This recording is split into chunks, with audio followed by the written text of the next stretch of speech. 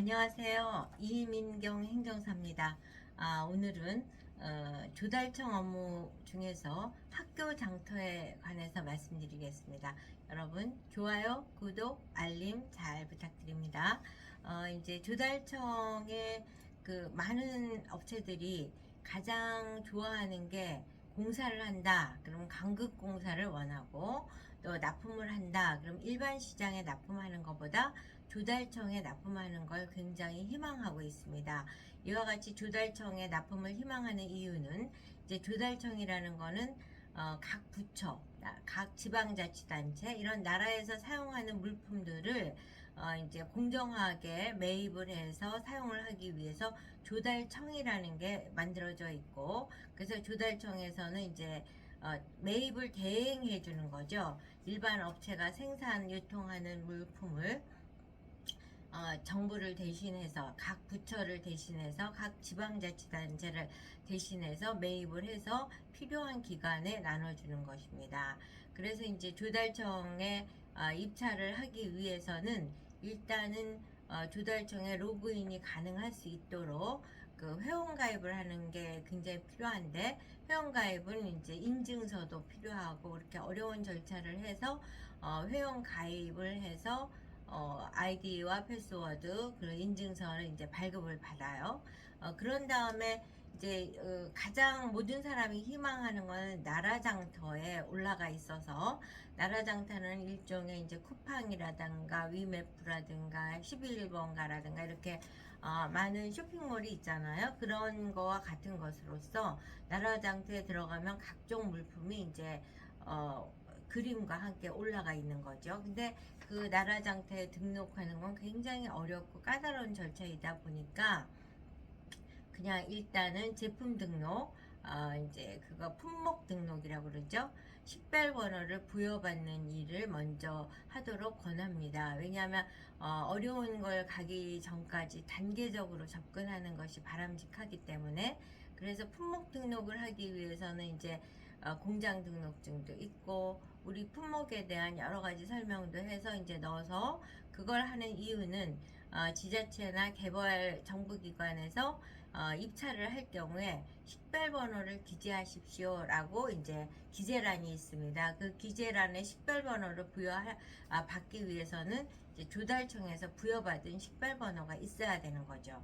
근데 이제 그 식별번호를 부여받는 품목 등록도 나라장터에 품목 등록을 하는 건 쉬운 일은 아닙니다. 그래서 많은 분들이 혼돈하고 있는 게 품목 등록을 하면 나라장터에 이제 쿠팡에 사진 올라가고 제품이 소개되듯이 그렇게 되는 걸로 오해를 하고 있는데, 그 나라장터에 등록하는 거는 식별번호를 부여받은 후에 그 다음 단계입니다. 그래서 품목 등록 곧 식별번호 부여는 이제 간소화된 절차로서 그냥 개별 정부기관에 입찰을 할 때 식별번호를 기재할 수 있는 최소의 조건을 확보하는 거죠. 그래도 공장 등록증도 있어야 되고 직접 생산 확인서도 있어야 되고 많은 걸 요구하다 보니까 이제 제가 오늘 소개해 드리는 거는 학교 장터입니다. 학교 장터는 이제 앞서서 나라 장터는 전 부처를 상대로 한다면, 학교 장터는 교육청 산하, 그러니까 교육부 산하, 또 교육청 산하의 기관들만을 대상으로 하는 게 이제 학교 장터입니다. 그러다 보니까 학교 장터는 비교적 나라 장터에 등록을 해서 올리는 것보다는 간단한 절차이기 때문에 아직 준비가 덜 된 기관이면서 또 그 물품이 학교에도 납품이 가능한 것이다 라고 하면은 이제 학교 장터에 올리십시오 라고 권합니다. 저희가 그렇게 한 대표적인 사례가 침대의 경우가 있습니다.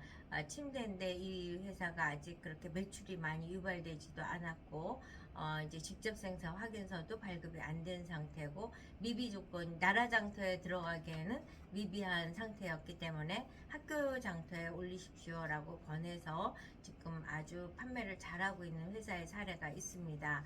근데 최근에는 저희한테 이제 자기 스스로 우리 제품은 학교 장터에 올려야지 라는 방향성을 잡은 회사가 홍삼 제품인데요. 학교 장터에 올리려고 연락드렸습니다. 라고 전화가 왔습니다. 사실은 홍삼을 왜 학교 장터에 올리지? 저희도 뭐 모든 나라 장터나 학교 장터에 있는 물품을 100%다 알고 있는 건 아니니까 의뢰인이 연락을 주시면 그때 검색을 해서 올라온 게 있나 이렇게 확인한 다음에 이제 진행을 해드리거든요. 그래서 학교 장터에다가 홍삼을 검색을 했어요. 그랬더니 의외로 홍삼이 굉장히 많은 회사가 이미 학교 장터에 올려져 있는 거를 확인할 수가 있었습니다. 그래서 학교 장터에 왜 홍삼이 올라가 있을까? 라고 봤더니 이게 주로 이제 추석 선물이라든가 선물로 홍삼이 이제 유통이 되고 있는 거죠. 그래서 이제 학교 장터에는 견적서가 필요하고 그리고 물품명하고 모델명을 기재해서 이제 등록을 하게 됩니다. 이제 그 물품명하고 모델명을 등록할 때는 그 홍보할 수 있는 내용이 반드시 이제 선택을 해서 기재해야 되고, 판매하는 제품의 사이즈와 용량, 그리고 또 판매하고자 하는 용량에 맞는 금액을 제시해야 됩니다. 이거는 뭐 나라 장터든 학교 장터든 금액을 제시하여야지 매입하는 회사가 정부기관에서 또는 학교에서 가장 최적화된 자기네가 생각하는 예산과 또 이 물건의 품질과 부합되는 걸로 이제 선택하게 되죠. 그래서 사실은 가격 설정을 하는 것이 가장 어려운 예술이라고 볼 수 있습니다. 그리고 이제 물품을 직접 제조하는 회사가 등록을 할 수도 있고, 또 수입을 하는 회사가 이제 수입을 할 경우에는 나라 장터든 학교 장터든 수입하는 그 제조사와 맺은 계약서가 있어야 됩니다. 그리고 만약에 우리가 직접 생산이 아니고 납품받아서 하는 경우다 라고 가정을 하면 우리는 납품받은 회사니까 제조하는 회사가 별도로 있지 않겠습니까? 그러면 그 제조하는 회사와 위탁계약도 있고, 그 제조하는 회사는 이미 나라 장터나 학교 장터에 등록된 회사이어야지 납품이 가능하다는 점.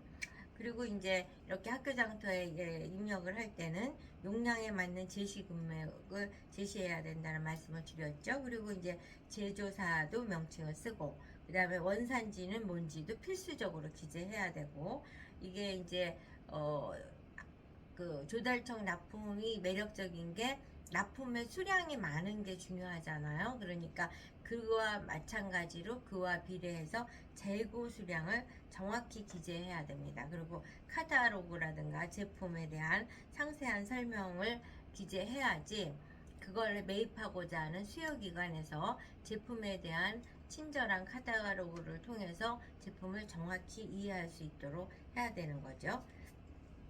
그래서 홍보자료 카탈로그를 잘 만드는 게 이제 굉장히 중요하다는 말씀을 드리고, 조달청 목록 정보 시스템에 품목 등록을 하지 않은 제품이라도 학교 장터에는 견적 등록이 가능합니다. 그렇기 때문에 학교 장터는 이제 조달청 입찰 등록 중에서 가장 간소한 장터이기 때문에 아직 준비가 덜 된 회사들에게는 저희가 학교 장터에 등록할 것을 권해드리고 있습니다. 그래서 이제 사람들이 조달청 납품을 해야지, 그러면 나라 장터에 올려야지, 그런 이제 단순한 이론과 경험을 통해서 이제 우리 리앤케이 행정사 사무실에 연락을 주시면 이 제품의 특성과 판로에 따라서 저희가 조달청에 관해서 알고 있는 지식을 최대한 활용해서 소기의 목적이 달성될 수 있도록 이제 나라 장터에 입찰 등록을 한다든가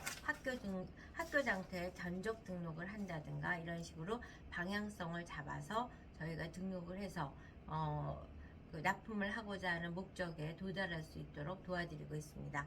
여러분, 조달청 업무는 모든 업체가 지향하고 있는 아주 매력적인 판로라는 점을 고려해서 저희 리앤케이 행정사 사무실에서는 앞으로도 꾸준히 조달청 업무를 하나하나 소개하는 영상을 찍어서 소개하도록 하겠습니다. 오늘은 학교 장터에 대해서 소개해드렸습니다. 관심 갖는 분은 제품이 이게 과연 나라 장터에 올려야 될까, 학교 장터에 올려야 될까 방향성을 못 잡고 계실 때 저희한테 연락을 주시면 저희가 친절한 안내와 상담을 해드리겠습니다. 여러분, 오늘은 영상 여기까지 하고요. 좋아요, 구독, 알림 잘 부탁드립니다. 다음 영상에서 뵙겠습니다.